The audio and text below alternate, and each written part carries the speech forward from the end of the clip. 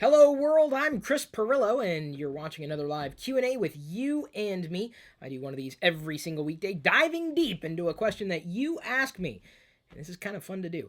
If you missed the live broadcast, catch the next one. All you have to do is become one of the super nomies, aka the patrons. Check out chrispirillo.com, starting at just $2 a month. That's all it takes to support our endeavors for you. So thank you if you've decided to take that leap forward and support us in that way. Today's question is, should news sites yield to Facebook? Someone must have been listening to yesterday's TLDR broadcast. Facebook is basically getting large content entities, for the lack of a better phrase, to basically put original content on Facebook. Because Facebook wants to own content. They don't want people to leave Facebook, and I don't blame Facebook. You know what it kind of feels like? You remember back in the day, and maybe I'm the only one who does, the days of 2400 baud modems where you would get online, you dial up and everything, and you had AOL. And AOL wasn't really the internet. It was AOL. You had keywords on AOL, and people used AOL. Some people still use AOL. In fact, I've heard reports that suggest like AOL makes most of its money, or a lot of its money, a good chunk, on dial-up users still, or people who pay AOL for a monthly subscription. I'm thinking, who are those people? So back then you had AOL and then you had the internet. I mean, you had some amount of fragmentation, and that was the one that was the leader. And I know there were others like Delphi and CompuServe and Genie. Of course, then you had things like FidoNet, BBSs. Either way, so why am I bringing the past up? Because now it seems that Facebook is going back to the good old days of AOL. They want people to live on Facebook and not leave Facebook. So Facebook, at their conference, F8, had announced a series of not just relationships, but plans on what they want to be doing with their Facebook Messenger, with Facebook as a product, and how they plan on keeping people in Facebook or logged into Facebook or using Facebook in some way and not ever leaving Facebook. Like, we're talking about apps within Facebook Messenger such that when someone sends you a link to a dress, or a thing, an object, like, noodles, and you say, oh, I want those noodles. You click and you buy and you do everything within the Facebook Messenger, and you don't have to leave to go to an external website ever. Like, everything happens in Facebook. Facebook wants to do that. Facebook can do that, and Facebook likely will do that. Facebook is the internet for so many people. So publishers have been asked, hey, publishers, web traffic's kind of slipping because people are going through apps and social media, and there's a lot of content out there these days. You want to publish with us? We'll get you some eyeballs, get you some attention. That should make you happy. Is that good? Does that work for you? So, of course, publishers kind of got their hands tied. I understand this, and it's probably, well, I wouldn't say it's worse for bigger publishers, but as independent publishers, it's had to change my model. It's forced to change on my model. It's pretty much, I'd say, killed blogging by a large degree, and I'm not saying that blogs are dead, but in terms of the efficiency and reach of blogs, or what they used to be, Facebook's kind of supplanted it. It's pathetic. It's absolutely pathetic to me. When I posted an update about the Gnome Decks reboot and getting all these geeky and nerdy YouTubers at an event, which we're going to be doing, I decided to blog it, even though I knew full well that I could reach more people with Facebook, with the same stuff, even though Facebook only shows my content organically to 1% or less than 1% of the people who like my content. That's just sad. There's a lot going on these days. And so publishers are basically handing over the keys to the kingdom, and Facebook's taking them in. That's a very dangerous proposition, because the Facebook giveth, the Facebook can taketh away. I don't know what I would do in that position. Facebook obviously has not asked me. I've been uploading videos to Facebook separately because it doesn't hurt. Getting a few extra 100 or 1,000 views on a video actually kind of helps.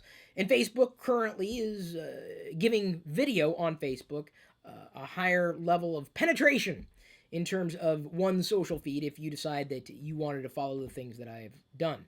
But organic reach is pretty much dead. And Facebook has only grown stronger. not weaker, and Facebook really doesn't have any true competition. It's absolutely maddening. It's no longer good enough to create content that people want to hear. Here's the sad thing. You may not have seen this video. And the people who might have wanted to heard my perspective haven't seen the video. You know, I've got no easier way of explaining it apart from this.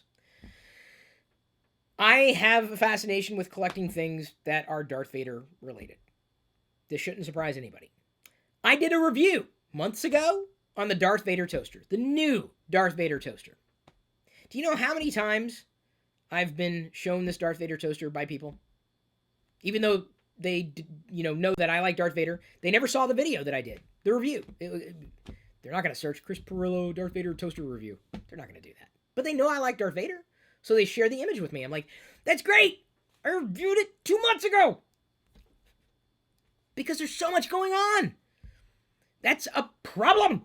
It's a huge problem. People know I want this, and I already have it, and I've shown the best way possible that I have it. I did a review on the friggin' toaster. But, since it only reached 1% of the people who actually know about me and actually care about me enough to let me know about something that I do like or would like to have, I appreciate that. It's maddening at the same time. That is the number one problem when it comes to creating compelling content, not just information. Screw information. I mean, okay, don't screw information. Information wants to be free.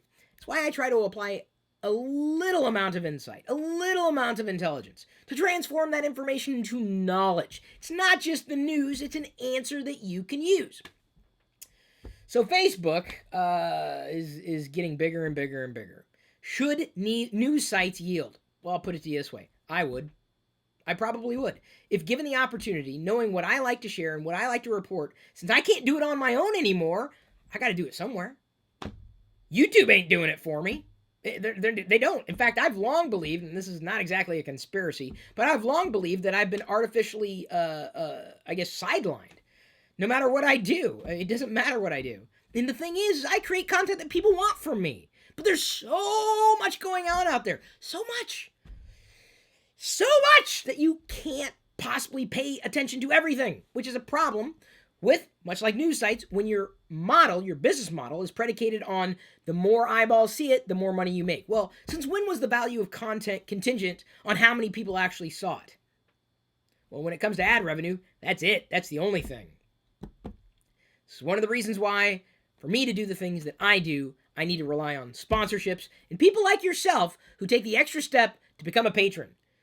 $2 a month. I mean, it sounds crazy, but that's why I'm trying to explain to you, from my position, why I'm doing the things that I'm doing, why I've had to do the things that I've done, and why news sites are doing the things that they're doing too.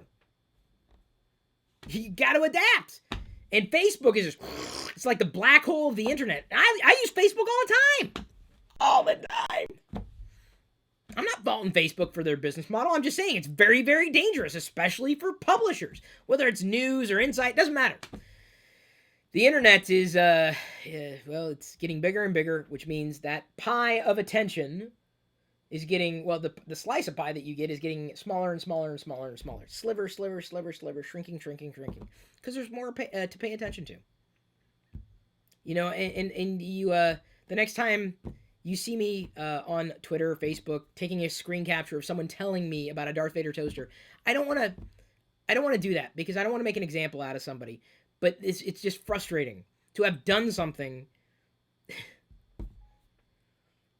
and be shown something that I've already done and over and over and over and over and over again by multiple people. It's great to have that level of awareness and that level of influence with somebody, but it's absolutely maddening because I can't capture that. Even though it's there, it's still very much ethereal. I heard a horn honking. Bizarre. So that's it for me. Thank you for tuning in. I hope you appreciated the answer to this question, my perspective on the matter. Keep asking questions. I will keep answering them. Keep supporting me. I will keep doing what I'm doing for you. And I'm going to move into another live show right now. So at this point, I'm going to leave you to your own devices.